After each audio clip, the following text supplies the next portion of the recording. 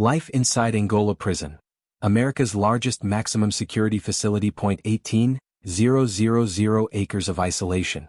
In a remote bend of the Mississippi River in West Feliciana Parish, Louisiana, sits a prison so large it spans approximately 18,000 acres, larger than Manhattan. This is the Louisiana State Penitentiary, better known simply as Angola. It is the largest maximum security prison in the United States by land area. More than 5,000 incarcerated men live here. Thousands will never leave. Angola is built on the grounds of a former slave plantation. It still operates as a working farm. It houses one of the largest death row populations in the South. It has produced lifers, reform movements, lawsuits, rodeos, ministry programs, and decades of controversy. This is not a story of myth. This is a story built from court records, government reports, investigative journalism, and historical archives. And today we are going inside. But before we begin, if you value deeply researched, fully factual prison documentaries like this, support the channel. Like this video. Subscribe to Beyond the Bars. Your support allows us to continue sharing stories that are accurate, verified, and responsibly told. Now, Angola. A plantation reborn as a prison. Angola's story begins long before it became a prison. The land that now houses the Louisiana State Penitentiary was once part of several plantations in the 19th century.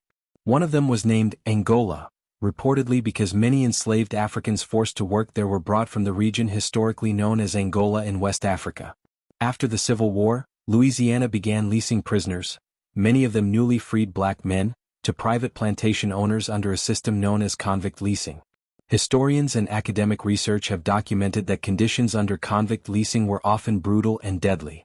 Prisoners were forced to work in fields under armed supervision. Mortality rates were high. Oversight was minimal. By 1901, the state of Louisiana purchased the plantation and officially established the Louisiana State Penitentiary on the site. From its earliest years, Angola operated as a farm prison. Inmates planted and harvested crops. They maintained livestock. They labored in the same fields once worked by enslaved people, under guard. This continuity between slavery, convict leasing, and prison labor has been widely documented by scholars, including research from Louisiana State University and national historians studying post-Reconstruction penal systems. The prison's nickname, the farm, dates back to this agricultural foundation. Geography of isolation. Angola is intentionally isolated. It sits on three sides of the Mississippi River. The only land access is through a two-lane road that stretches miles through rural West Feliciana Parish. The location was strategic. In the early 20th century, officials viewed the river as a natural barrier against escape. The surrounding swamps and forests made flight difficult. Inmates who attempted escape historically faced environmental dangers, armed patrols, and in some documented cases, fatal consequences. The prison complex is not one building. It is a series of camps spread across thousands of acres, including maximum security housing, dormitory-style units, work areas, agricultural fields, and administrative facilities. Unlike urban prisons surrounded by concrete, Angola resembles a rural industrial compound. Fields, pastures, watchtowers, and miles of fencing. According to Louisiana Department of Corrections data, Angola houses primarily long-term offenders, including individuals serving life sentences. As of publicly available state reports, a significant percentage of incarcerated men at Angola are serving life without the possibility of parole, one of the highest proportions in the United States. Population and sentences. Angola holds over 5,000 incarcerated men, though the exact number fluctuates slightly year to year. It houses minimum, medium, and maximum custody inmates, but it is best known for housing individuals convicted of violent offenses and those serving life sentences. Louisiana historically imposed life without parole more frequently than many other states. According to national sentencing research, Louisiana has one of the highest per capita rates of life sentences in the country. At Angola, it is common to meet men who entered in their late teens or early 20s, and are now elderly. Some inmates have spent 40, 50, even 60 years incarcerated. There are documented cases of men who entered Angola before the civil rights movement reached full legislative impact, and remained incarcerated decades later. The prison also houses individuals on death row. Louisiana's death row is located at Angola. Executions in Louisiana have historically been carried out at the penitentiary. However, as of recent years, executions have been infrequent due to legal challenges and drug procurement issues.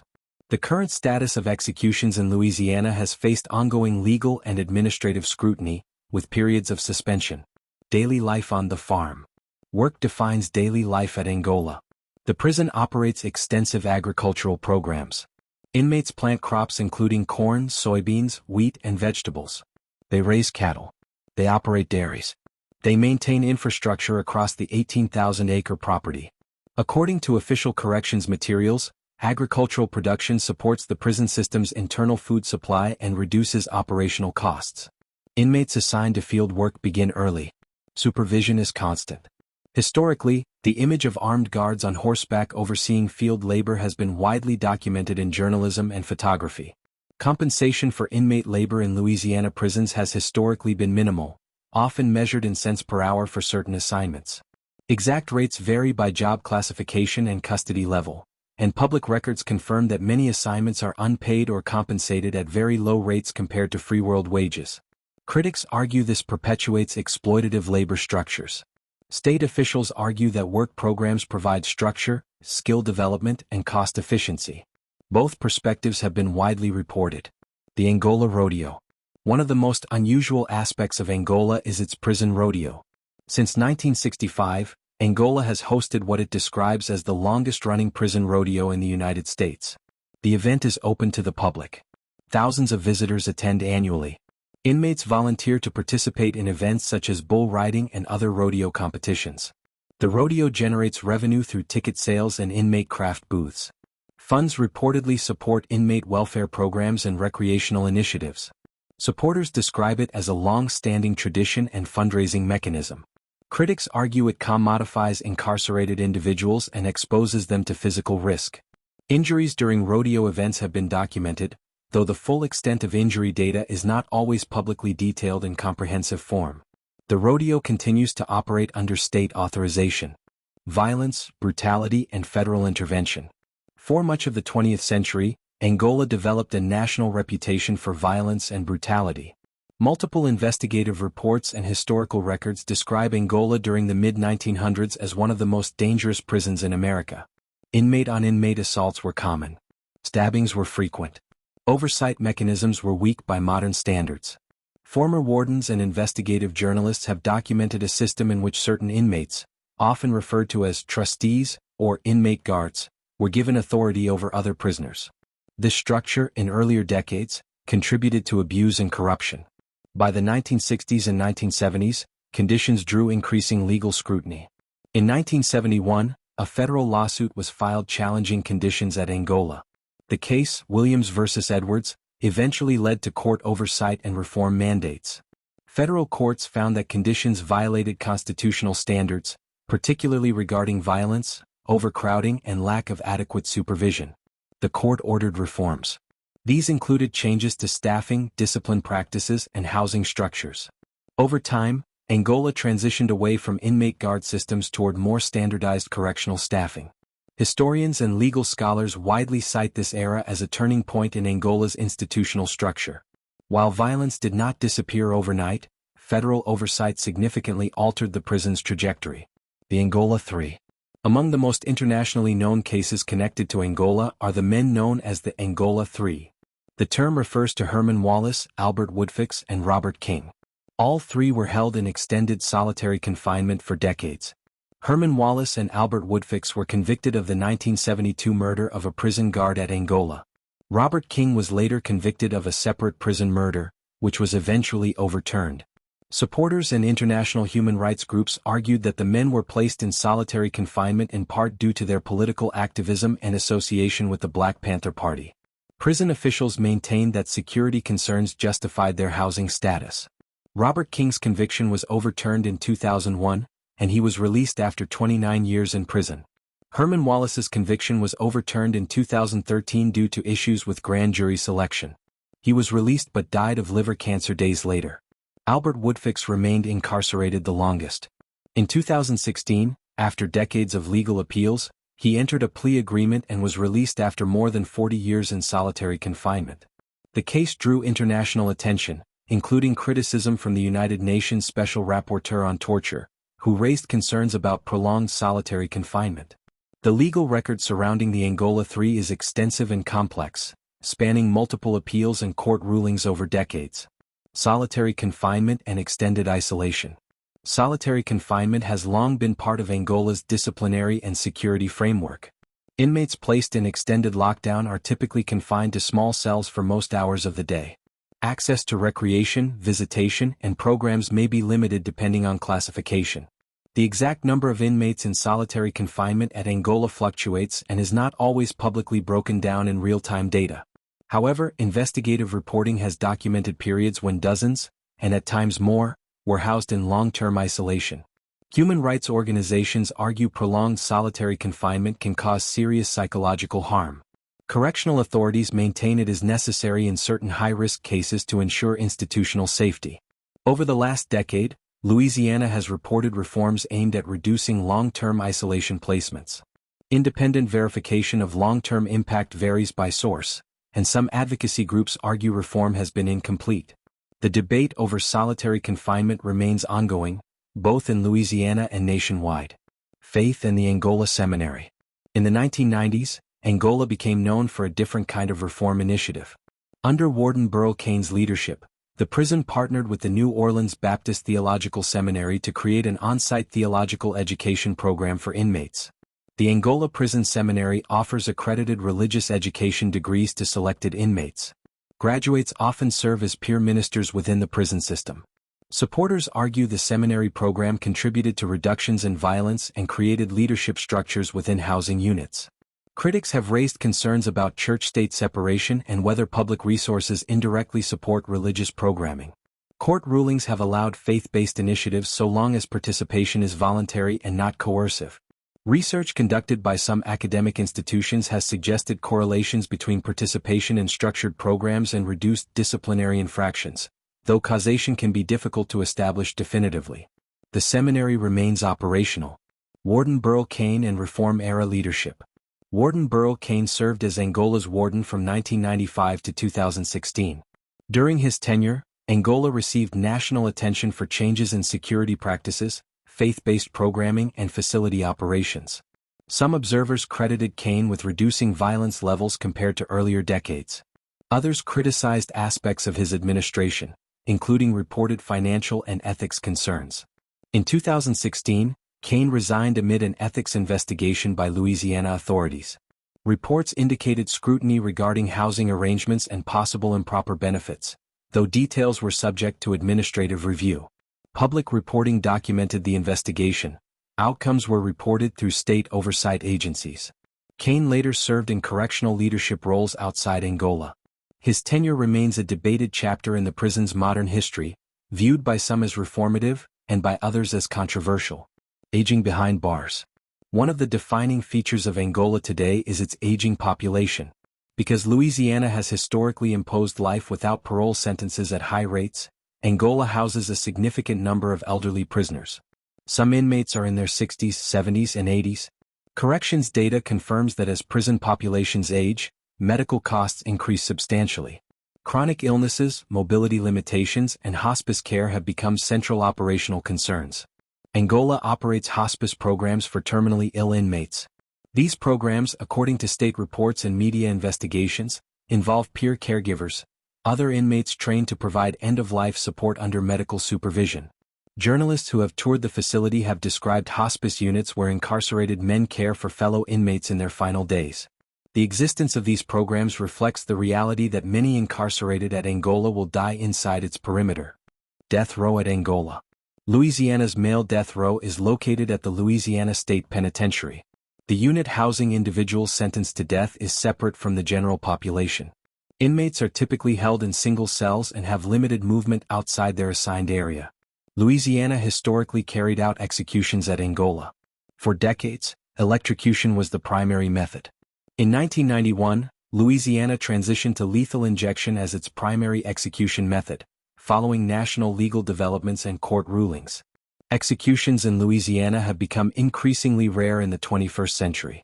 Legal challenges, drug procurement issues, and evolving constitutional standards have significantly slowed the process.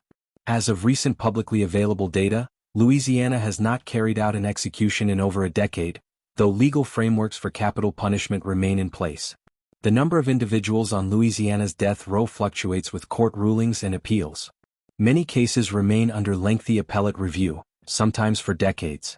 Nationally, the use of the death penalty has declined in frequency, but Louisiana continues to maintain death row as part of its sentencing structure. Security levels and internal structure. Angola is not a single security facility. It contains multiple housing units designated by custody level, minimum, medium, and maximum security. Minimum custody inmates may work in agricultural fields or maintenance crews. Medium custody inmates are often housed in dormitory-style units. Maximum security inmates, including those considered high risk, are typically placed in more restrictive housing environments. The prison is divided into camps, each with its own administrative structure. Some camps resemble barrack-style dormitories, while others consist of cell blocks. Movement between areas is controlled and scheduled. Counts are conducted regularly. Surveillance includes perimeter fencing, patrol vehicles, and guard towers. Historically, Angola has experienced violent incidents. However, corrections officials have reported reductions in homicide rates compared to earlier decades. Independent verification of long-term trends relies on state data and investigative reporting, which generally indicate that violence today is lower than during the mid-20th century peak.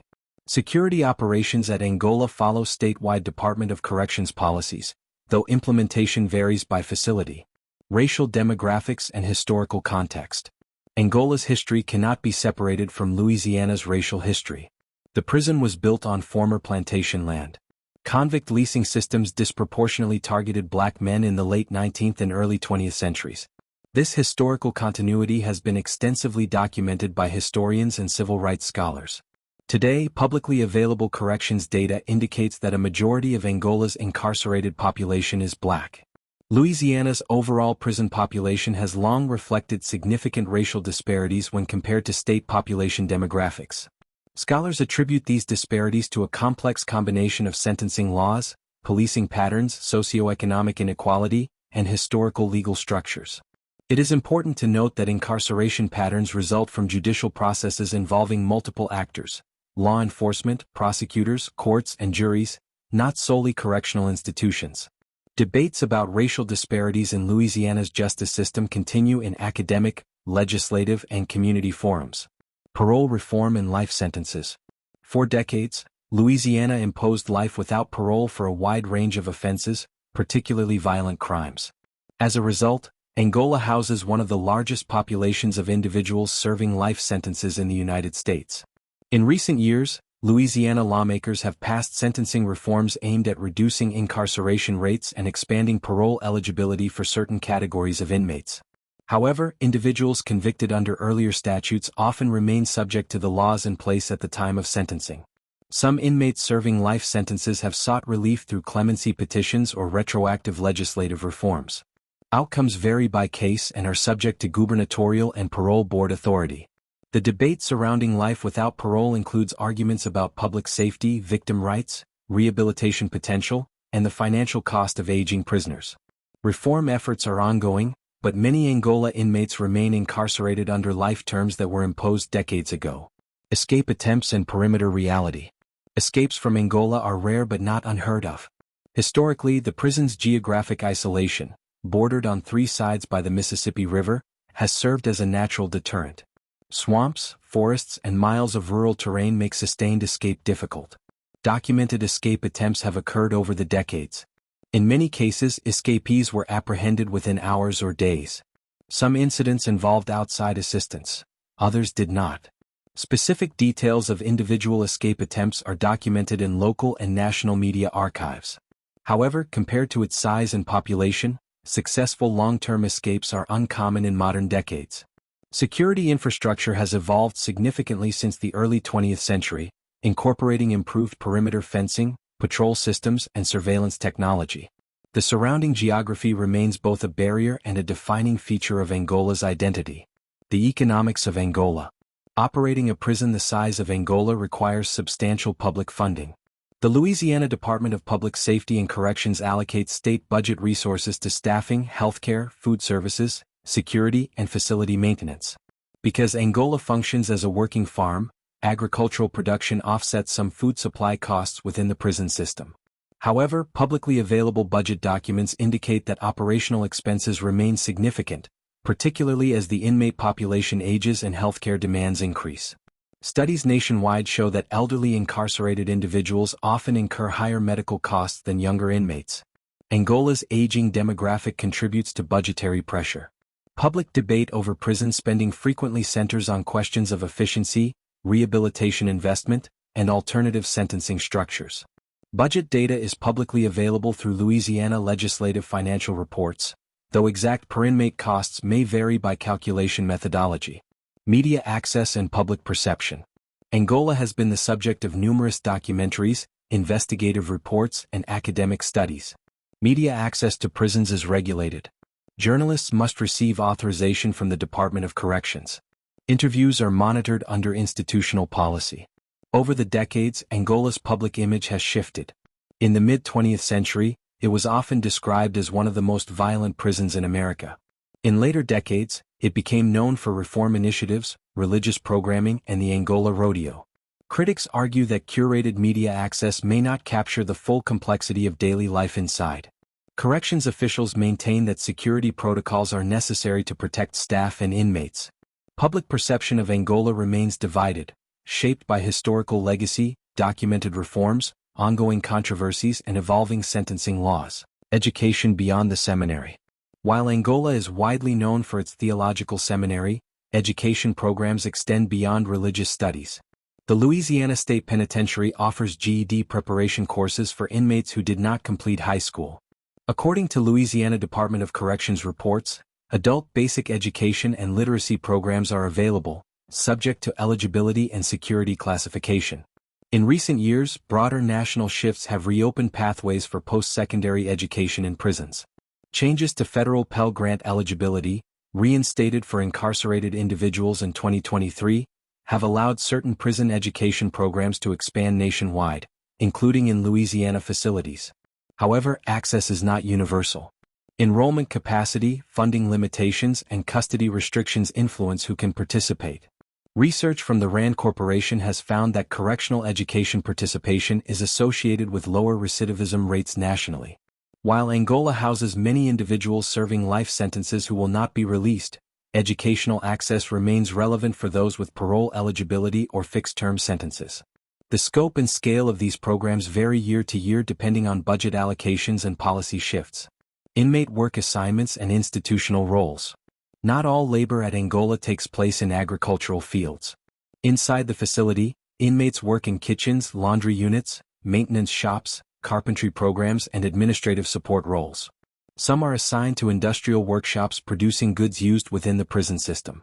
Inmate trustee systems that once granted significant authority over other prisoners were dismantled decades ago under federal court orders. However, structured work assignments remain central to daily operations. Inmate compensation in Louisiana prisons historically ranges from unpaid positions to small hourly wages, often measured in cents per hour. Official pay scales are determined by custody level and job classification. Correctional authorities state that work programs maintain order and provide structure.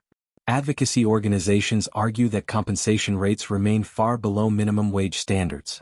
The legal framework allowing inmate labor is rooted in the 13th Amendment to the U.S. Constitution, which permits involuntary servitude as punishment for a crime after conviction. The debate over prison labor continues nationwide. Mental health and medical care. Providing healthcare inside a maximum security prison the size of Angola is a major logistical operation. Louisiana contracts medical services for state prisons through structured agreements with healthcare providers. Angola maintains on-site medical facilities to address routine care, chronic illness management, and emergency treatment. As previously noted, the prison houses a large aging population. Chronic conditions such as diabetes, hypertension, and mobility impairment are common among elderly inmates, according to publicly available corrections health reports. Mental health services are also part of institutional care. Inmates diagnosed with serious mental illness may receive psychiatric evaluation, counseling, and medication management. Advocacy groups have periodically raised concerns about adequacy of staffing levels and timeliness of care in Louisiana prisons. Corrections officials state that they comply with constitutional standards requiring access to adequate medical treatment. Healthcare in correctional settings is governed by Eighth Amendment standards prohibiting deliberate indifference to serious medical needs, as established by U.S. Supreme Court precedent. Disciplinary systems and internal accountability. Discipline inside Angola is structured through formal procedures.